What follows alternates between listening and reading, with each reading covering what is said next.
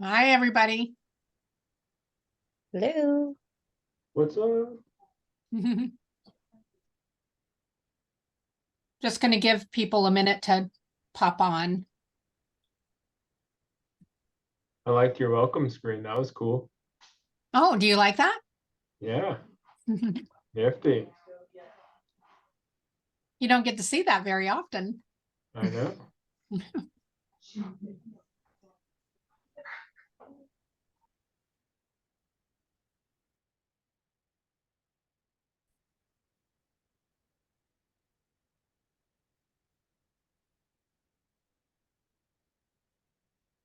I was actually using that visual.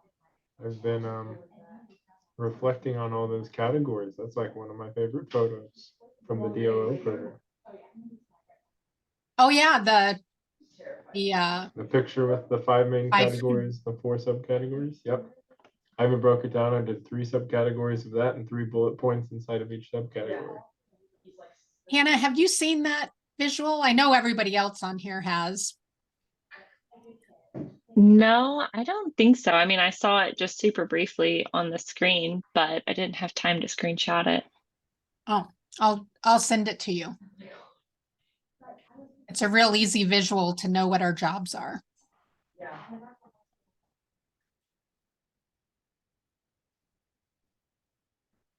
I'm waiting for one person in particular that I want to be a part of this call.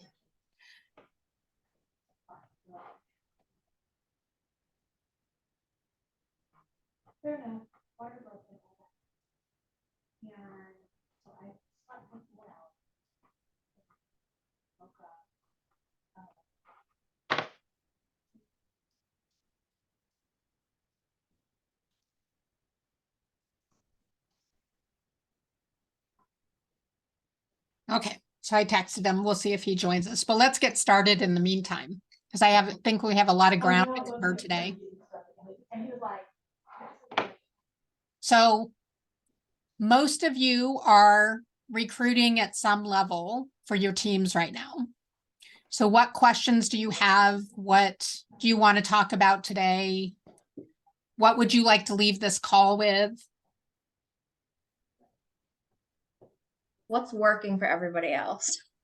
Because I'm like really early into it and we're getting rolling and progress, not perfection. But is anybody else having like success with something in particular?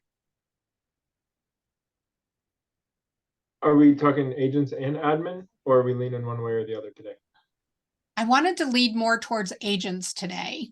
So if we have some time at the end, let's jump into admin, but let's start with agents because I think that's the bigger dilemma. It's not quite as easy to hire agents as it is to hire an admin. Oh, I'm so glad you said that. Seems like there's so much more training. Very much so. I guess the challenge we're having is just as we grow the team, we're wanting to bring more agents on who will in turn bring more leads also through generating their own leads, right, in their sphere. And I guess the challenge we're having is just not having all of our onboarding procedures in place yet and still onboarding agents. It just leaves a lot of lack of clarity and a lot of manual training, and sometimes that floats up to us since our DOOs or our director of sales isn't in person. So Kevin, you just gave me a thought. What if we start with what everybody's challenges are right now? So Kevin's is onboarding. Yeah. So for me, it's making sure that we have the right system and tools in place on the front end so that we bring value as a team. So there's a reason for being on our team versus agent. And B, that it flows better. So I don't want to bring people on. And then our third challenge is just making sure that it's a culture fit. Okay, thinking about the culture fit there, who has brought agents on their team that you guys have decided you never should have brought them on? Done that. Yeah.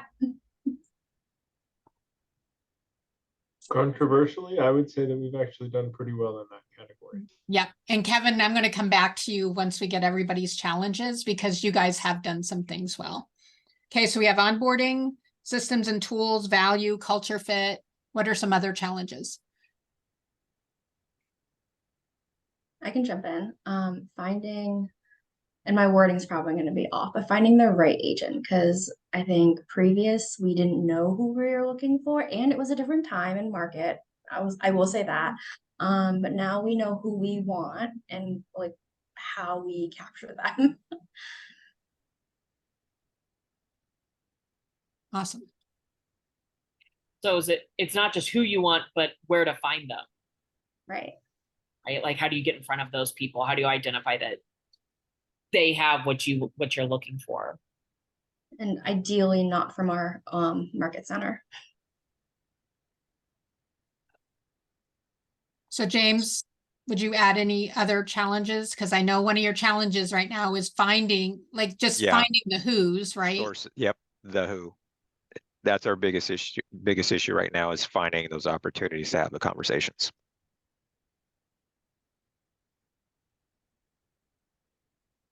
Sarah, I'm curious if there's a reason you specified finding agents outside of the market center.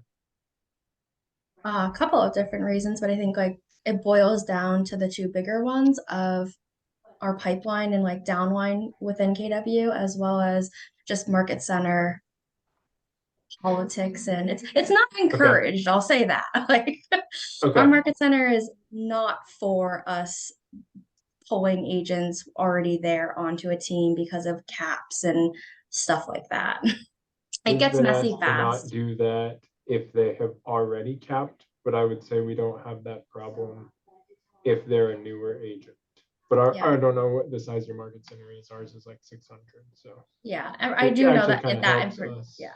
for It's some- I know it's different for every market center. Ours is like it's not that they'll hate us for it because we have done it, but Sure. they don't encourage it. Okay, could you give me the market center count just roughly for you?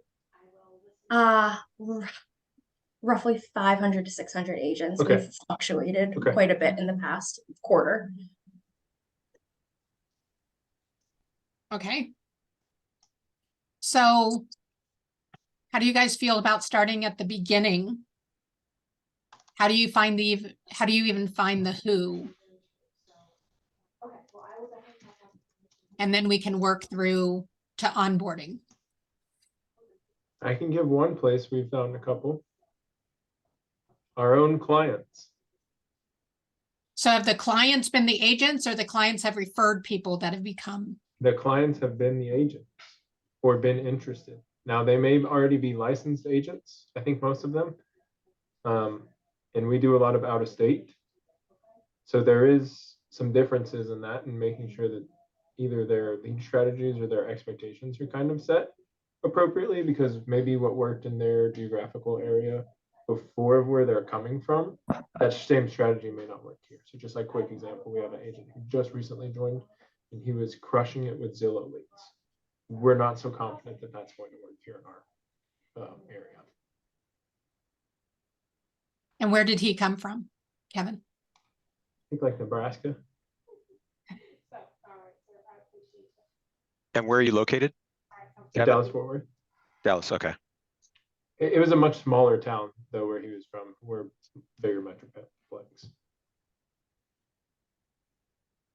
So Kevin, do you prefer, like, is your ideal agent profile someone who's got a lot of real estate experience under your belt? Like, do you have minimum standards there, or?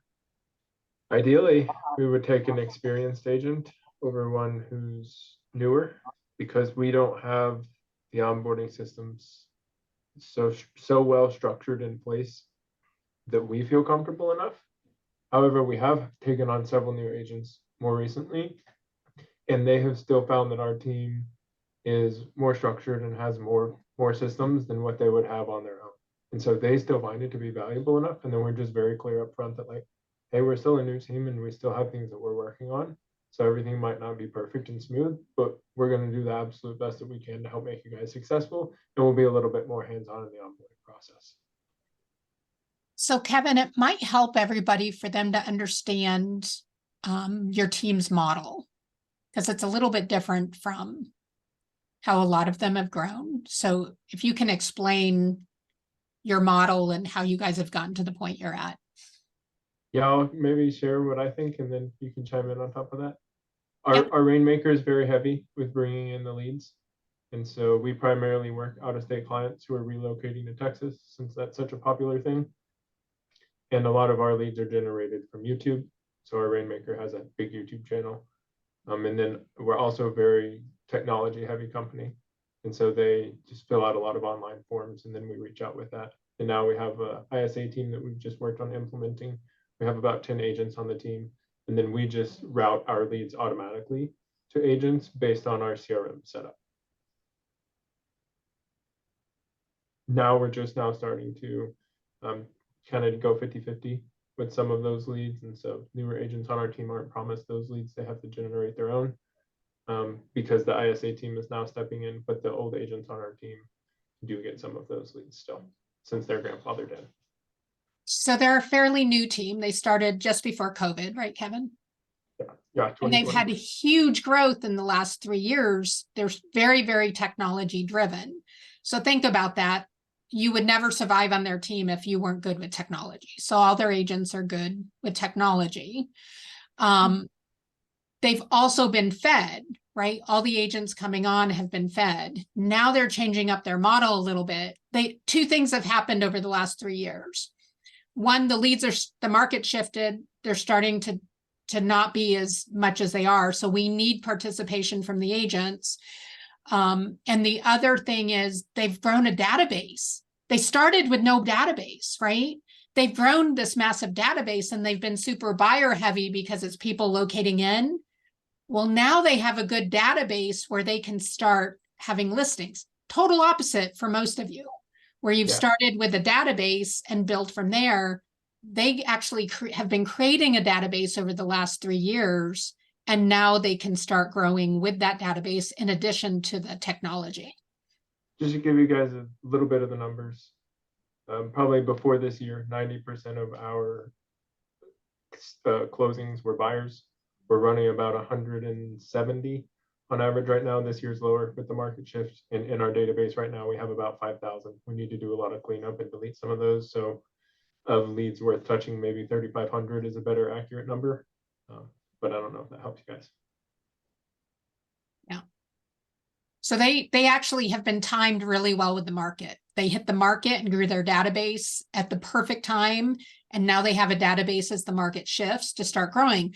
The difference is, and this is where Kevin's going to start seeing whether his agents are a fit for the team or not, is he needs them to start participating. He needs them to start talking to the database and getting some of that referral business from the database.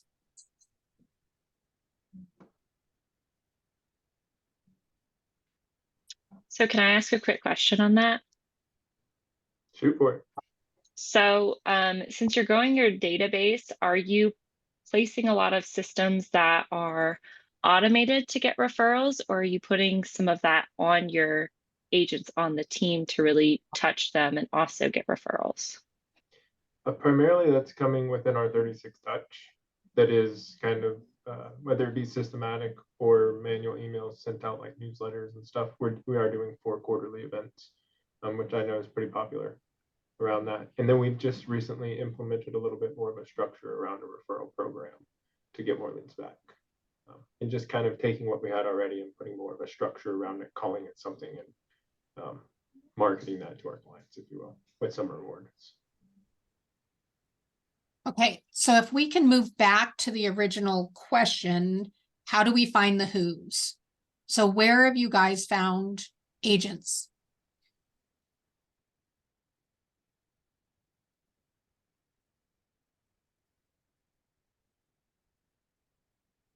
Yeah, that's the $1 million question, right? I want to know.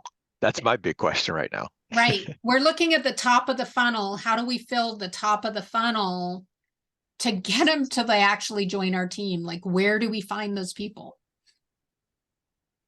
Well, we were getting a lot of agents from, we have a social media presence. So like we do a Facebook Live show and we do Instagram lives and like all of these different lives. And so people were we got traction from there where people were starting to reach out that were agents because based upon the conversations we were having, the way that it looked, there was this idea of like, oh, well, we want to kind of work with them. Now, whether or not they were a right fit, that's a different story. But we did get a lot of people that reached out just based off the presence that we had created. So what were the topics? What was the tonality around the posts that you were putting that specifically attracted agents to want to reach out to you and say, oh, like they could tell you were talking to agents about joining the team versus talking. We weren't. Oh, okay. We weren't. So we have this show. It's a Facebook Live show that we do monthly that we call it Keeping It Real. And it's real estate and real issues. And we do it with our videographer that we use for all of our listings and properties. We literally go into a studio. So it gives a podcast feel like on like that idea in that arena. So I think the view of it and the viewership gave agents an idea of being innovative and wanting to be a part of that. Now, the caveat to it, though, is that you then create an idea in your head of what that perception looks like. And that means that leads are just going to be like funneling through like no other, and you don't have to do work. So that's why the culture fit is so important because now there's a falsehood idea that because we've created this community that it's just raining leads. And that's why they want to be a part of us. And that's not necessarily true. And there's still a dynamic that we needed to try to implement. Okay.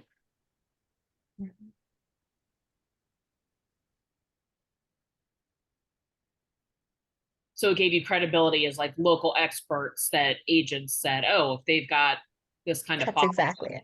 got it. Kind of We're law the of experts in attraction. our area. Right. Yeah. Like we're the experts in our area. And if you really Mhm. want to get involved in real estate in this area, you want to work with them is kind of like what it gave. Which we should all want to be at that at some point, right? We want people knocking at our door to want to join our teams.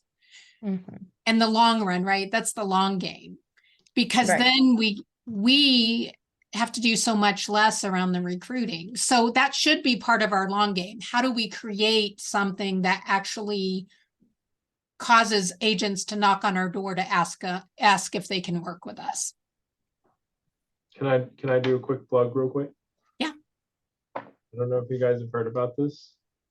Alex Hormozy just launched a $100 million leads book. He's just an American entrepreneur. It's probably like $20 on Amazon or free on basically he just wants to give out all of his content for free to get everybody to make $1 million profit. One of the best quotes I found in there, I just started reading it. This just came out like 2 weeks ago, was when you have leads pounding down your door, it's hard to go poor. Yep. And you get to pick and choose, right? It's like when you're a brand new agent, you work every deal that comes across your plate and you think about the deals that the brand new agents are dealing with. They're all the problem stuff, right? Once you have enough business coming in, you get to pick and choose who you want to work with and who you don't want to work with. And your business ends up being a lot less chaotic because you actually let the problem children go to the newer agents. Yeah. Does anybody do events for agents to do agent attraction? I know the Facebook Live, Instagram Live could technically qualify as an event. Does anyone do in-person webinars, on-demand webinars, anything like that? We haven't done them. I've seen a team in our office who recently left to go to a different brokerage do them before. They called it Team for New Texans. And so I think they were trying to attract new real estate agents who were moving to the DFW Fort Worth area. And I don't know exactly how they were getting those leads though. I wish I knew. they were a heavy prospecting team. That's all I really know about that. But When I was the director of agent services for my old market center, so this wasn't a team, this was market center level. And one of the things we would do was, yeah, we would hold, it was a career night, right? And I think I called it like Real Estate 101 or Real Estate for Dummies or something, like Real Estate School for Dummies or something like that. And it was, the idea was I had compiled all the information for local real estate schools and everything. This was before KW partnered with Kaplan. So it was very region and state specific on the process for getting your license. So I would host nights and we would put it out on, we'd put it out with our local board and everything. So if people were going and looking for, how do I get started in real estate, they could come to one of our career nights and I'd capture their information, give them the information for taking the licensing, and then they'd go right into a drip campaign. So I'd send out an email once a month about information on the real estate schools. And then I would also call them quarterly to just ask if they move forward with pursuing their real estate license. It was a lot of time and effort for not very high yield. I will say that. Like, as the director of agent services, that was one of my main goal, like my main pieces. I don't know if that is necessarily a high enough result producing activity for what all that you guys also do on your teams. I think that's good though, because I don't know, our market center does a career night too, every Monday night, unless there's a holiday. And so they're already putting it on. You could Yeah. absolutely just take the opportunity to market that publicly, whether you're going to run ads or just nurture it on your social media accounts. Maybe post it to open houses or just mention it to every person that you see and Yeah. leverage a resource that's already there for you. That's a great idea. Yeah. I One mean, thing, being a sponsor, right? Like, just ask your market center if you could sponsor and have a representative from your team there to help host or something. James, I just had another thought around that, right?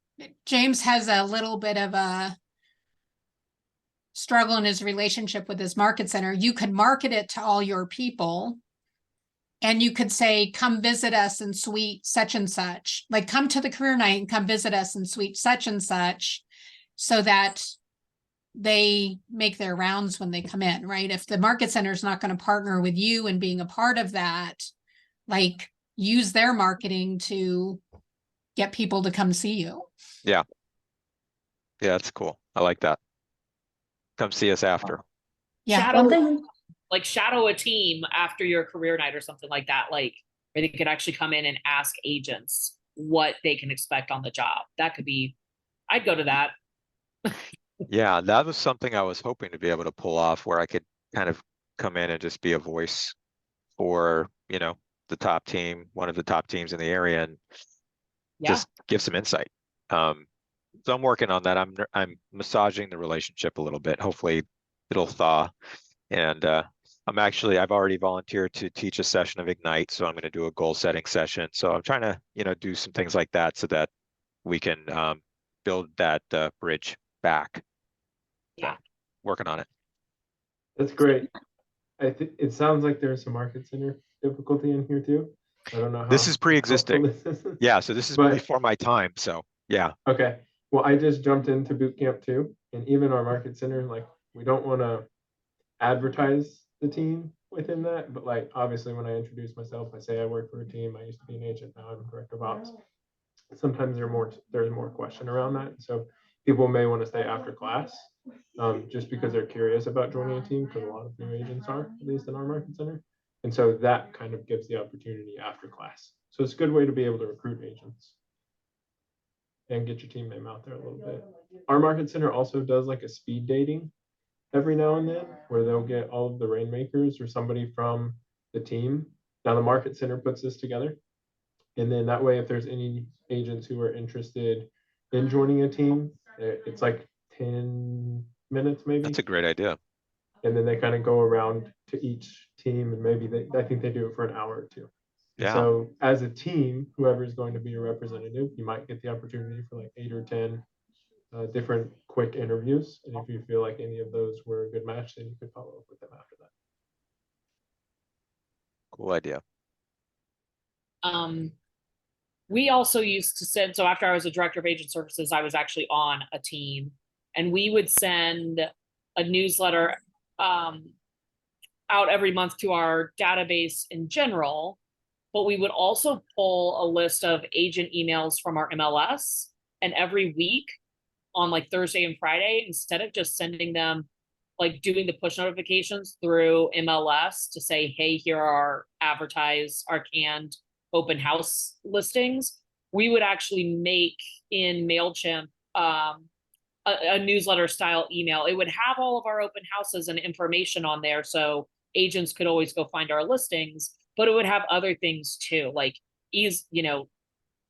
like stats that were easy for agents to pull right from ours and put their own marketing on it and send it out to their team. We would have fun contests, things like, did you know about like our local market, things like that.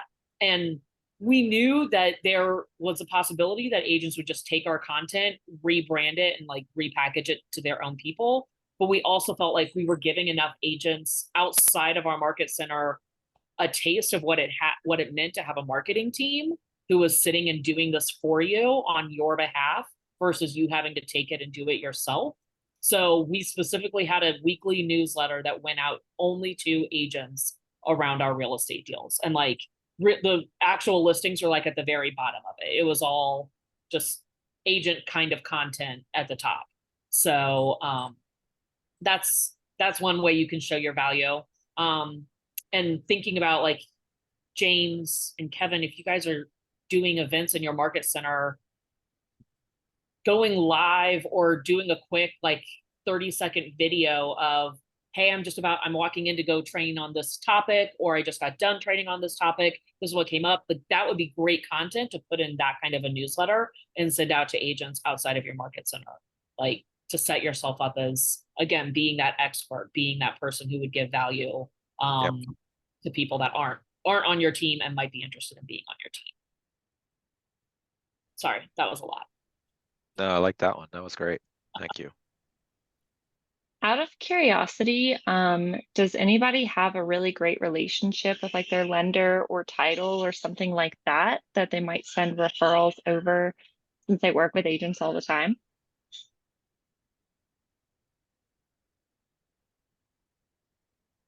Yeah, we have great relationships with our lenders, and we do quarterly home buyer workshops, and we always have a lender present, and they're the ones that sponsor the lunch. So then we do handoffs. So whatever referrals they're able to get at the event are theirs to nurture, and then vice versa. So we have really great relationships. Plus they cover lunch, so I don't have to worry about spending it in our budget. Do they ever send you like agent referrals as well, not just clients? I have had one lender that does that. Yeah. Okay. Mm-hmm. I have then- lenders and title companies that will, but right now we're kind of moving away from newer agents, which, those are usually the ones that are looking to join a team. So that's where like my biggest challenge is. And then one other idea that our state shut down on us, but was really successful that can be used for recruiting purposes, but at the time we weren't using it for that specifically, is we had the opportunity to purchase a list of newly licensed agents who just passed the real estate exam, and I would write handwritten note cards to all of them just saying congrats on passing the exam and getting your license. It's an exciting time. Has anybody actually talk to you about where you're going to hang your license and what it means to be an agent other than don't get sued? And so we were able to set coffee appointments through those note cards. But again, at that time, we weren't using it for recruiting purposes. And since then, the state said we're no longer allowing you to purchase our list. Someone got mad. I want to piggyback on that, Sarah. I think that's great. And a lot of times we are looking for where can we find more seasoned agents at. I don't know if you guys have this in your state, but we have what's called Champion School of Real Estate in Texas. And it's a physical location that you can actually go to real estate school for instead of just doing it online. And they oftentimes, so they have new agent classes, like if you're just trying to get your real estate license, and they have CE hours, or if you're working towards getting your broker license as well. Now, if they're working on getting their broker license, maybe that's not great. But we can actually, as agents in our market center, help support us in this. They'll actually pay for the lunch because they want recruits coming into the market center too. And so you can go and talk to those classes of about 30 people or so. And when you're giving your lunch, you can kind of put your pitch in on why you should come join our brokerage, or if you guys have team, you could cater that a little bit more specifically to the team. So that's one of the best ones that I can think of for agents that are already experienced, because think of it, especially if they're doing their SAEs, they've been there for at least 2 years, right? Or CEs.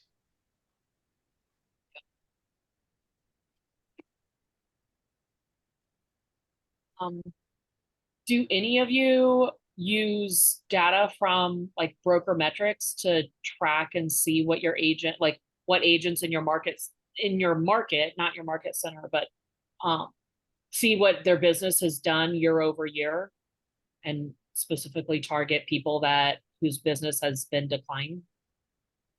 I would love to. I don't have access, unfortunately. Oh yeah, I forgot. You might, depending on they may pull So it. if anybody has a trick Yeah. on how to get access to that. please share.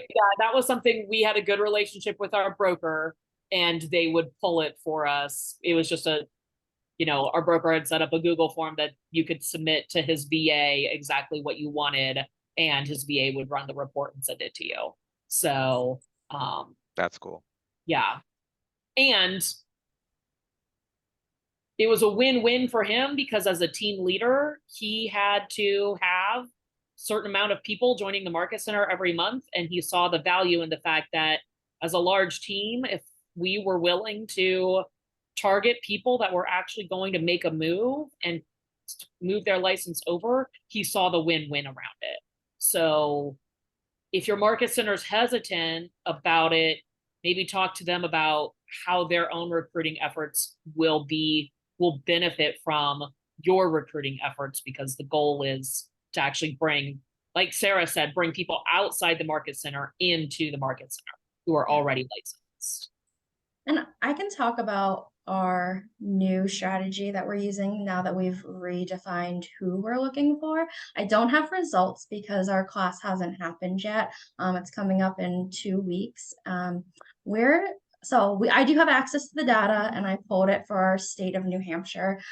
It's messy, but it at least gets the job done for us. So I've got roughly 1,000 agents that are doing 12 to 36 units, because the class that we're going to teach is how to hire your first assistant or first admin, whoever your first operations person is going to be, because there's a lot of pain points around that. And those are the agents in full-time production that we want to recruit onto the team.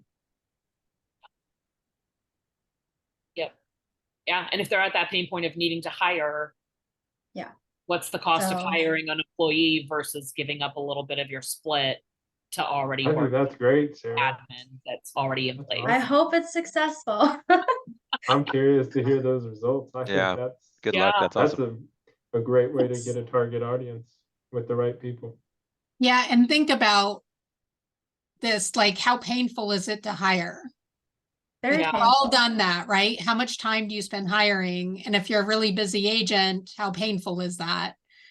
So as they give these tips to agents, right? Because they're advertising the class of how to hire your first assistant. So they're giving them all the tips on how to hire a good first assistant, and they're layering on all the pain.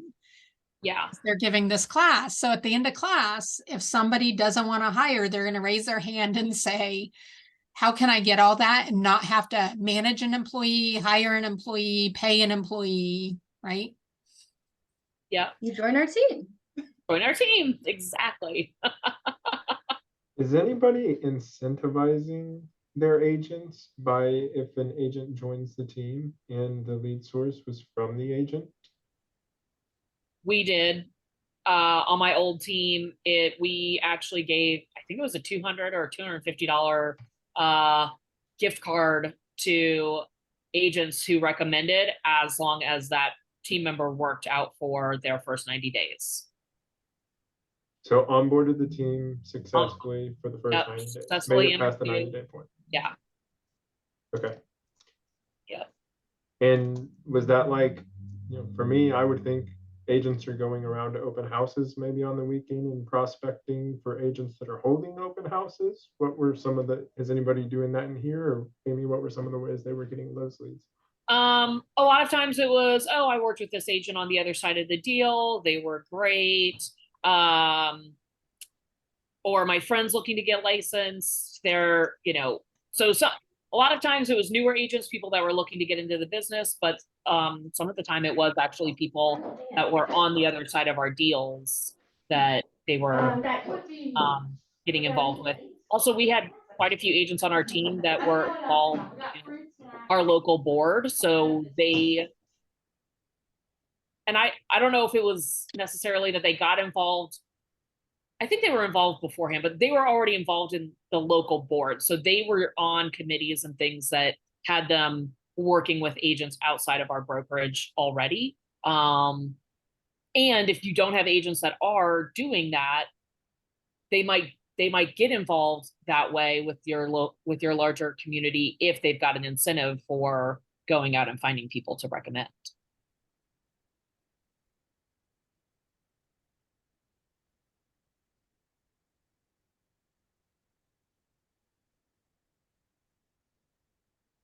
As far as events go too, we also had a really active, and it wasn't just to our brokerage, so it was all the KWs in our area, but we had a KWYP chapter that would put on events geared towards Keller Williams agents.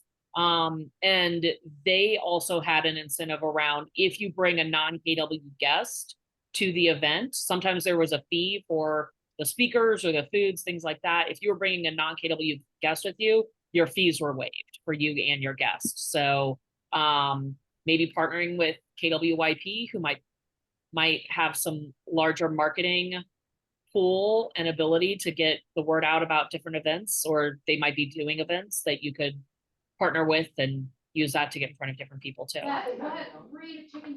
This is something that may be specific to our team and my Rainmaker. She's wrote a short little book on YouTube success secrets and kind of how to start your first YouTube channel. It's a little bit of a teaser. And so she'll go do, I think she's been doing a lot of this more inside of other market centers. And there's several in our, probably at least a dozen or two KW market centers. And so she's been going and hosting like this hour session of how to start this YouTube channel. And then that way, if people are interested, it may be agents who are interested in doing that, which would be a good fit for our team, because that's who we are and we promote that inside the organization for everybody to get social on their own too. I think it'd be great maybe if we could find other environments to do that outside of just KW market centers as well. But at least it gets us, that kind of steers towards the culture part too, right? Making sure that it's like a good fit for the team and somebody who's in line with that. But I know that she's hosted that class probably at least 5 times and gotten maybe a couple leads from it. I don't know if they've panned out, but.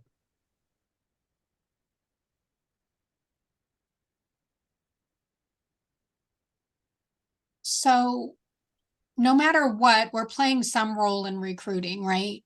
James, so you guys know, is on the front end. Like Sarah, you talk about that class, James would be giving that class, right? As opposed to, in your case, Rachel's giving the class and you're at your support for her, right? You're helping her get the class together, get the audience there for her. So in some way, we're involved in recruiting. And one of the things we need to look at in our involvement is how can we even up our game? Right. And I was sharing with James earlier today, because I was like James, I was on the front end of recruiting. I was sharing with James earlier today, mine was all about relationship building. Like there wasn't anything I missed in the market center. I attended all the functions in the market center, so everybody knew who I was. I had great relationships with our preferred vendors, right? They knew who I was. I had a relationship with them. And that's something we can all step out of our box, our role to go do that helps with recruiting. so that when we do start recruiting, it's not just our rainmaker who has the relationships. Because often with our preferred vendors, we have a more of a relationship than our rainmakers do, right? So it's us also utilizing our relationships to bring in those possible agents.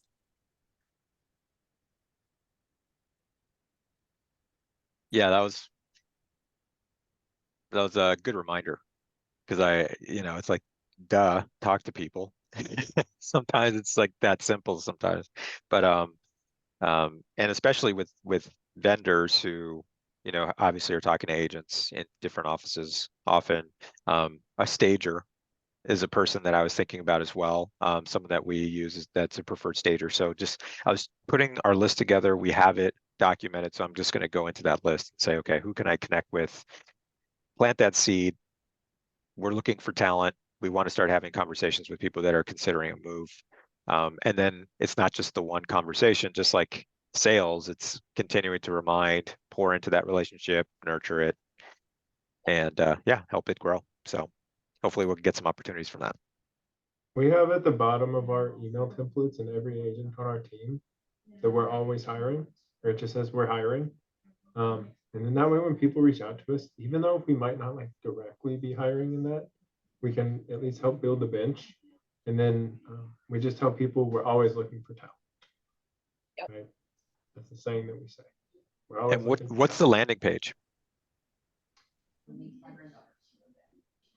That's a good question. I'll look it up. Yeah, if you could send that, that'd be awesome. I'd love to see what you send them to.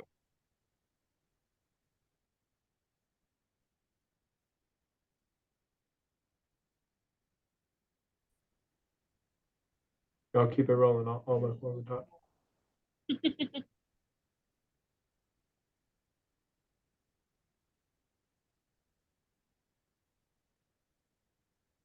Any other thoughts on finding the who? Not the who, but when you bring up like the different perspectives that even just we on this call take on, and me being in more of like the background role of recruiting for my team, and James being on the front end, like, is anybody else experiencing the being on the back end but wanting to be on the front end, but or how do I politely say this? Your rainmaker not allowing release of all of the I must do and be a part of everything, but you're capable of doing it and could definitely step into that role. Because I think that's also a factor for me specifically that is a holdup in our recruitment, because I do also have great relationships and talk to our vendors and try to go to as many market center events and am known myself in the market center, but it's like so much of like it's got to be me as the rainmaker still mindset. Is the mindset for the rainmaker like I have to be the one to attract them in the door, or is the holdup that they want to make sure that they're involved in the process so that way no one gets hired without their stamp of approval? Like, do they own attracting the talent, or do they own approving the talent? Honestly, I think it's a little bit of both, but it's a mindset thing for both of it. And like just in the last couple of months when we've said, okay, we've got to start recruiting agents, she's admitted like, I don't like recruiting. I don't want to recruit, but we need more agents. And I was like, how does that work? She's like, I know I don't want to recruit and I've been avoiding it. And yet here we are and we need agents. I'm like, so are we ready now? Like,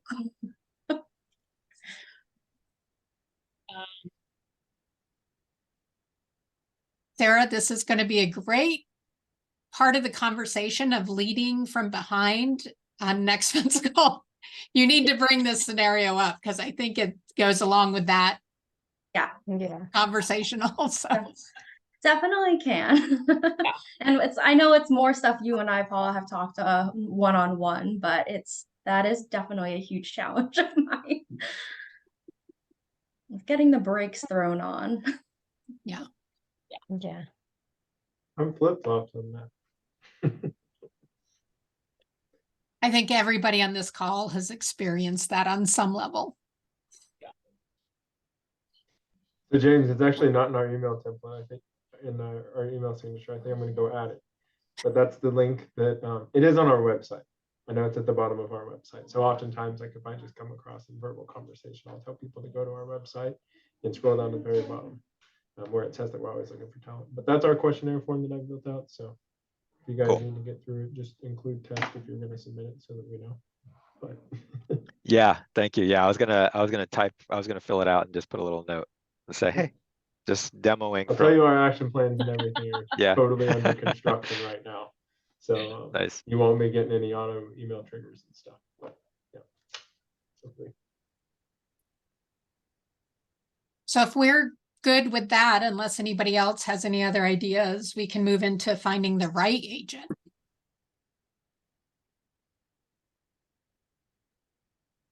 Yes, please, the right agent for me. I mean, we started doing KPAs with everyone on the front end. So that's one of the things that we've implemented for trying to find the right talent. But even more so than the KPAs, the conversation that we've had is about our internal culture, because we were a bigger team. Then we really scaled back to become a much smaller team because of conflicts. And now we're back to wanting to grow again. But our conversations continue to be that it has to be the right fit, the right fit. So not just a matter of the KPA and what the KPA says, but more so our mission, value, and vision, and making sure that they're in alignment of that. So we've done where it's one-on-one with me first, then they meet with the Rainmaker, and then we do like a group kind of scenario. The only problem that I've seen, and it's only happened once with one agent, is all of that goes really, really good. And then I got hit with like random emails like a week before we were ready to try to have them come in on board. And it was like, whoa, wait a minute, you've had months of conversations and none of this was ever a thing. So I'm just trying to find that balance of like, even with all of that, what I believe is trying to get through into the meat of it, still, it's still an interview process. So they're still putting their best foot forward versus knowing in my gut that this is right. Am I making sense? Like, When they meet with you and the Rainmaker for your one-on-ones, how Mhm. structured is that interview? we're going based off of literally the KPA assessment. So we do every single step within the KPA. So it's extremely structured. The only time that we semi-deviate is when it's the whole team and they go and get coffee. But even then, the team has like prompts and ideas of like how the conversation is supposed to go. So I don't know if I pull back the reins so that it's not as structured so that you can get someone to become a little bit more authentic, or do we add another buffer in between? Are you doing reference checks? Yes. So before you do any of that, because this is what I discovered with James today, and James, you can share from your perspective our conversation, is we're jumping into the KPA too fast, and we're expecting the KPA, because we're jumping in, we've had the disappointment of That's we fair. had the wrong people, right? Well, now Mhm. we want to do the due diligence to get the right people. So we're jumping right into the KPA, which does a lot of the heavy lifting for us, which is phenomenal. Like, keep doing that. Mhm. And yet, what do we need to do before we even order the KPA? Right. Mm. So James, can you share from your perspective our conversation today and that step before we ever even order a KPA? Yeah, something that we've been skipping. We didn't even realize that we were missing that part. So what Paula shared with Melissa and I is Melissa's our director of operations. I'm the operations manager on the floor, on the ground. So essentially, it's an economic model of what it would take for this person to get the goal, the financial goal that they're striving for, and essentially get that number and then reverse engineer it and show them step by step the processes and steps that it would take for them to actually attain that financial goal. And in that, you're layering in conversations, trying to kind of qualify them to some degree by asking questions here and there, or if, you ask them, potentially how many transactions they'd like to close in a year. If that number is in alignment with what your internal goals are that you set for your team, if it's above it or below it, then you can respond accordingly, depending on how that candidate responds to that question. So I thought it was really cool. It's something that I've done in the past. I had no idea that it had a title. I just thought of it as simple business planning, but we were not incorporating that. It was kind of a generic screen, and then we jumped right into KPA, and we skipped the economic model altogether. I want to jump in on this. We've just done something that's, I think, has really helped. Our Rainmaker agent recruiting is something that we've really been prioritizing lately, and it also kind of hurt our lead flow when our Rainmaker pulled off of that and went a little bit more, but it's also really necessary. And more agents will bring lead flow, so whatever. We have put together a Thinkific course, which is basically like a structured format. It comes in chapters and stuff of pre-recorded videos, and then we can actually track how they're watching. Like if they're watching the videos, are they completing them? And you can structure tests and stuff after certain videos. So we have 2 introductory videos. So anytime an agent on our team runs across another agent who may be interested in joining a team, they send them this link. And it tells them all about the mission, vision, values of our team. It also goes over commission structure. And exactly to what you're talking about, James, it lets them be able to calculate the math on, is this something that would make sense for me and the annual goals that I want to be able to achieve financially. If all of that still makes sense for them, then we start the first round of interview, which is really kind of where our agent talks to them first. Then it goes to the agent recruiter. Then it goes to our, I think there's one more interview, all that before we even do the KPA. Then we start with the KPA, and we may like weave in some of those interviews like motivational and stuff before we order the KPA, because that's a little bit more strength based, right? But we've found that to help weed out a lot of that. And then like myself and my Rainmaker, we do the interviews at the very end and the team interview at the very end, so that we're not wasting everybody's time. And we found that to be a really good filter and save their time as well as ours. Sounds like you have good amount of people that you have coming in for opportunities then. Our agents, our team structures kind of to build a team within a team. So we have lead agents who actually get a small percentage of override on the people that are underneath them. And they have 411s with them and they mentor them. So that's kind of their incentive. It's like 2% to that agent per transaction that they close. So I just want to add something to what Kevin's sharing with you guys is, remember, his team is very technology driven. That's his culture. That's who they want to attract in. A lot of salespeople won't be able to figure out the math on their own, right? Technology driven salespeople usually can figure it out on their own. So you got to think about who is your agent coming on your team also. So we might also have a spreadsheet that is attached as a file underneath that where they could plug in their numbers. I'm not 100% sure on that. But. Okay. And the one thing that I was talking to James about today is this whole conversation starts with, what do you want out of your real estate business, right? By starting that conversation, you get really clear on why they're in real estate and what they want. And then your whole conversation is playing into what their goals are. I really like that. Yeah, by having that, you're finding out from them like why you're even having the conversation. You're not trying to sell to them before you even know why they're buying. You're finding out why they're buying, right? And then you're going to show them financially how they can reach their financial goals. And the reason you engineer it backwards is because you don't want to have a conversation about splits. The minute you go down the split rabbit hole, you've lost, right? And if an agent is only stuck on the split, they're not the right agent to your team because they don't see the value the team is giving them for their money. So you need to sell them on what their dream is, how they're going to get to their dream, and what value they're getting from the team. Splits shouldn't even be part of the conversation. And by reverse engineering it, when you come to commission, you're putting in the commission after their split, right? So as I was telling James, if your split is $10,000 typically in a house, you're going to use, and you have a 50% split, you're going to use a $5,000 commission. And so then you're going to show them how many deals they need to do a year to reach their income based on a $5,000 commission.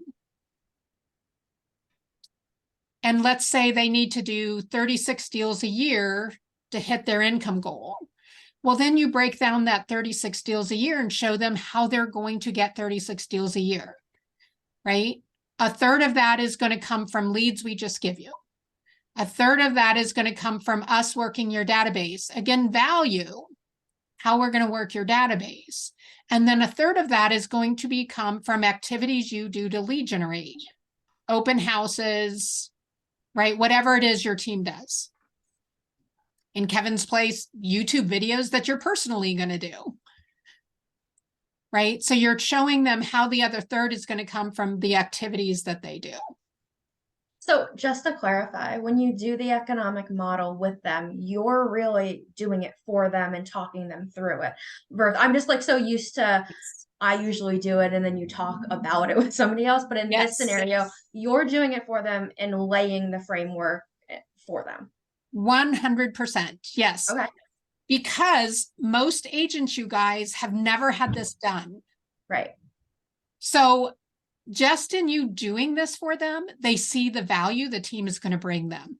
Oh my gosh, you just helped me business plan for the next year. I now know how many deals I need to do, how many transactions I need to do to reach my income. How do you too? What's that, Amy? This would work for ISAs too. Yeah. You want to, right? Like, I mean, this is a great way to start an ISA conversation as well. And pull data from your team. What's the average number of closings that your current agents are doing? Right. Yeah. Work with that number. Yeah. And to James's point, as you're looking at all that, if your team standard is 24 transactions a year, what you're paying attention to is, will their numbers hit at least 24 transactions a year? And if it ends up being 36, I don't even need to tell them what the team standard is because their goal is bigger than what our team standard is. Yeah. If I ran all the numbers and it came out to 12 transactions a year, then my question to them is going to be, listen, if you did 24 transactions a year and your income was this, would you be okay with that? Right? And if they say, no, I don't want to work that hard, they're gone. Most people are going to say, yes, I'm totally okay with making double the income I was expecting to make. And quick question, I don't know if I just missed it. How do you review the economic model with them without stating like, hey, you get 50% or 60% or whatnot? How do you avoid talking about the split, yet still building an accurate economic model to show them what they need to do? Yep, you just break down their total income. So if their total income is $100,000 a year, you break that down, say, hey, the average conversion rate is such and such, right? You're just breaking down the numbers. And when you come to the commission line, you're just using 5,000. You're just using the number that you know is 50% of your average commission. Okay, got you. And Hannah, something that we tell people all the time too, is like, that may be the first question. Right. And you're like, you want to get to know that person kind of before you're having that conversation with them. Yes. We always tell them, like, if you could make $1 million a year, does it matter if you got a 1% commission split? Yeah. Exactly. It's just a Exactly. drastic example, right? Mm-hmm. Nice. Yeah, exactly. Exactly. You want to steer the conversation away from splits because once it's on splits, it's really hard to get agents off of splits. You want them to see everything else the team is going to give them. Because you really want to get to know them for who they are. Yeah. Right? You know that your team's already going to help them. You've just got to show them the value. Yeah. Okay, so why don't we, for our November DLO Mastermind, why don't we do culture fit, systems and tools, and onboarding? Yeah, that works. Love Okay. it. All right. Sounds great. Okay. Thanks, everyone. I love it. Thanks, guys. everybody. Bye.